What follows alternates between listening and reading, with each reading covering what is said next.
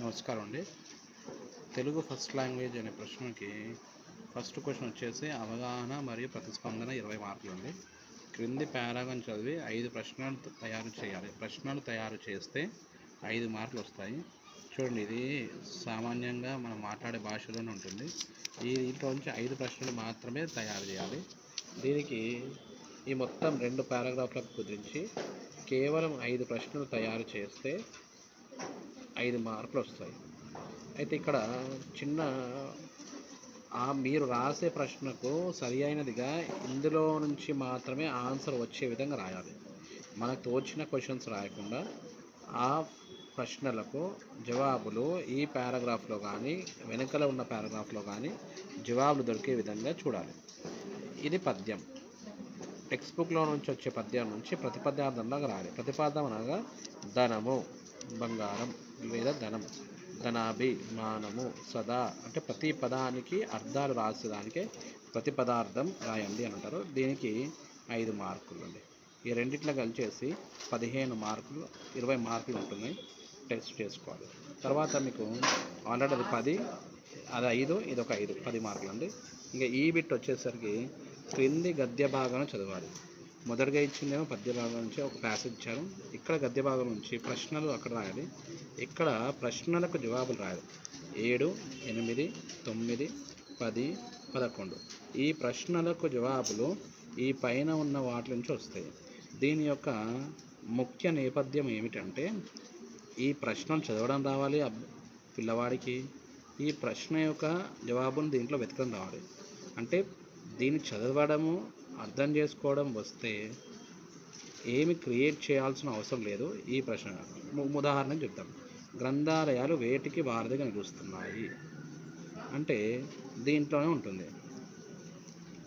సరిగ్గా చూస్తే గ్రంథాలయాలు సమాచారాన్ని అందించడానికి వారధులుగా నిలుస్తాయి అనే విషయం ఇక్కడ రెండో దగ్గర ఉన్నాయి. దానికి ఆన్సర్ రాయాలి. పుస్తక పఠనం వల్ల జరిగే ప్రయోజనాలు ఏమి? పుస్తక పఠనం కలిగే ప్రయోజనాలు విజ్ఞానాన్ని పొందడమే కాదు, అది మనిషి ఆలోచన దృక్పథాన్ని, విశ్లేషణ సామర్థ్యాన్ని పెంచుతుంది. ఇవి రెండో ఆన్సర్. అంటే ఈ 5 ప్రశ్నలకు జవాబులు ఖచ్చితంగా దీంట్లోనే ఉంటాయి అనే విషయం గ్రహించాలి. తర్వాత వ్యక్తీకరణ, సృజనాత్మకత. ఇవేంటంటే సొంతంగా వాళ్ళు నేర్చుకున్న విషయాలను రాయడం మాత్రమే. ఇది సృజనాత్మకత అంటే క్రియేటివిటీ. ఈ క్రియేటివిటీ ఆధారంగా మనం రాసేది. ఈ ధనికుని కంటే పేదకడు ధనజ్ఞుడు అనడంలో కవి ఉద్దేశం ఏంటి? ఈ ప్రశ్నలన్నీ కూడా మన టెక్స్ట్ బుక్లో ఉంటాయి, పుస్తకంలో ఉంటాయి. ఆ పుస్తకం నుంచి ఆన్సర్లు తెలిసిన రాయొచ్చు.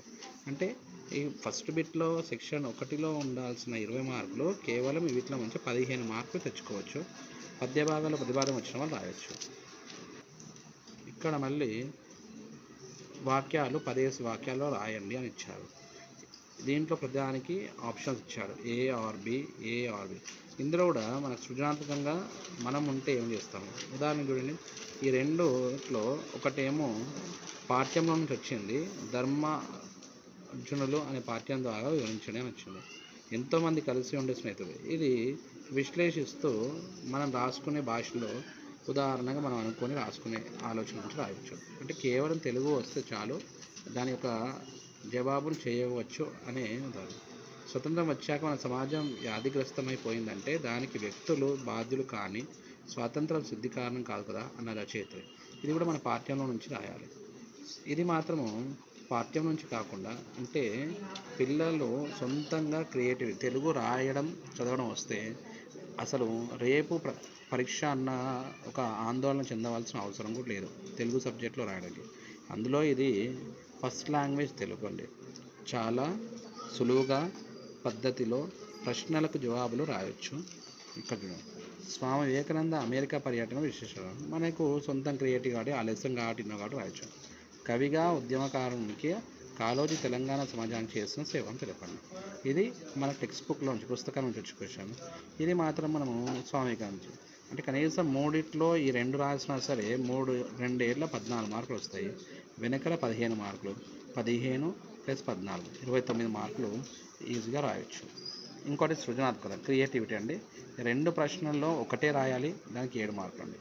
మళ్ళీ చెప్తున్నాను, ఇక్కడ 14, వెనకల 15, మొత్తము 29, 29 7 దాదాపుగా 36. ఈ 36లో ఎట్టి పరిస్థితుల్లో 30 తెచ్చుకున్నా సరే పాస్ అయిపోతాడు. చూడండి, విద్యార్థులు నైతిక విలువలు ఆవశ్యకతను తెలియజేస్తూ వ్యాసం రాయండి, లేదా కాలుష్య నివారణ ప్రజలను చైతన్యపరుస్తూ కరపత్రం తయారు చేయండి. ఈ రెండిట్లో ఏదైనా సరే మీరు స్పష్టంగా రాస్తే సరిపోతుంది. కనీసం అంటే విద్యార్థి సులువుగా తెలుగు రాయడం వచ్చి, చదవడం వచ్చి, సృజనాత్మకంగా రాస్తే అలవాటు ఉందనుకోండి, రేపు ఎగ్జామ్ ఉన్నా సరే టెన్షన్ లేకుండా రాయవచ్చు. దీన్ని గమనిస్తారని నమస్కారం అండి. వీలన్ అకాడమీ.